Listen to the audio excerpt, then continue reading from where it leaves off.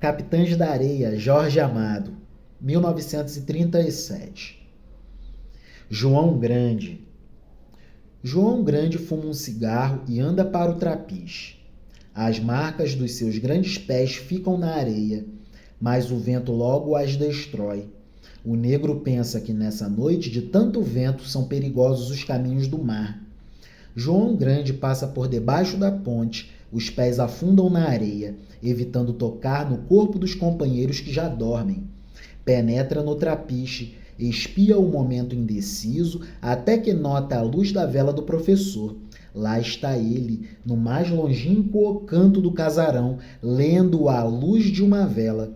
João Grande pensa que aquela luz ainda é menor e mais vacilante que a luz da lanterna do Porta do Mar, e que o professor está comendo e estragando os olhos de tanto ler aqueles livros de letras miúdas. João Grande anda para onde está o professor, se bem que durma sempre na porta do trapiche, como um cão de guarda, um cão de fila, o punhal sempre próximo da mão, para evitar alguma e qualquer surpresa. João Grande anda entre os grupos que conversam, entre as crianças que dormem, e chega para perto do professor. Acocora-se junto a ele e fica espiando a leitura atenta do outro. João José, o professor. Desde o dia em que furtara um livro de histórias na estante de uma casa da Barra, se tornara perito nesses furtos. Nunca, porém, vendia os livros, que ia empilhando num canto do trapiche sobre tijolos, para que os ratos não os roessem. Lia-os todos numa ânsia que era quase febril. Gostava de saber coisas e era ele quem, muitas noites, contava aos outros moleques histórias de aventureiros dos mares, de personagens heróicos e lendários. Histórias que faziam aqueles olhos vivos se espicharem para o mar ou para as misteriosas ladeiras da cidade, numa ânsia de aventuras e de heroísmos. João José era o único que lia corretamente entre eles e, no entanto, só esteve na escola 1 ano e meio. Mas o treino diário da leitura, o treino diário da leitura, o treino diário da leitura, mas o treino diário da leitura, o treino diário e disciplinado da leitura despertara completamente sua imaginação, e talvez fosse ele o único que tivesse uma certa consciência do ser heróico das suas vidas.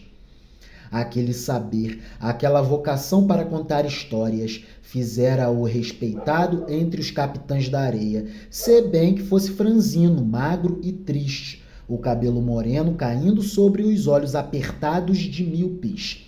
Apelidaram-no de professor, porque no livro furtado ele aprendera a fazer mágicas com lenços e níqueis, e também porque, contando aquelas histórias que lia e muitas que inventava, fazia a grande e misteriosa mágica de transportar todos do bando para muitos e diversos mundos da imaginação criativa.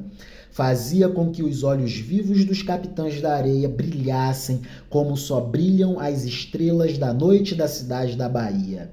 Pedro Bala nada resolvia sem o consultar, e várias vezes foi a imaginação, criatividade, muito elaborada do professor que criou os melhores planos de roubos e furtos. Ninguém sabia, no entanto, que um dia seria ele quem haveria de contar em quadros que assombrariam o país a história daquelas vidas e muitas outras histórias de homens lutadores e sofredores. Talvez, só Dona Aninha, a mãe do terreiro da Cruz de Opô Afonjá, porque Dona Aninha sabe de tudo que Iá lhe diz através de um búzio nas noites de temporal.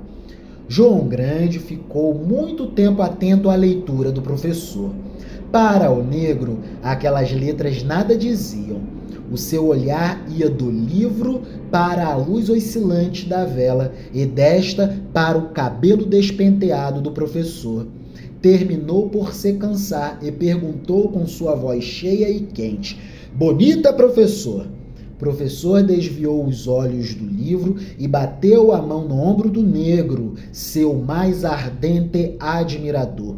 "Uma história zorreta, seu grande." Seus olhos brilhavam. "De marinheiro?" "É de um negro assim como tu, um negro macho de verdade." "Tu conta?" "Quando findar de ler, eu conto." "Tu vai ver só que negro, igualzinho a tu." E volveu os olhos para as páginas do livro. João Grande acendeu um cigarro barato, ofereceu outro em silêncio ao professor e ficou fumando de cócoras, como que guardando a leitura do outro. Que descrição, que maravilha, que texto, Capitães da Areia, Jorge Amado. É isso. Maravilha. Deus nos abençoe, Deus vos abençoe. Viva a literatura brasileira, viva o modernismo, viva a arte, viva a cultura, viva a história do Brasil. Amém.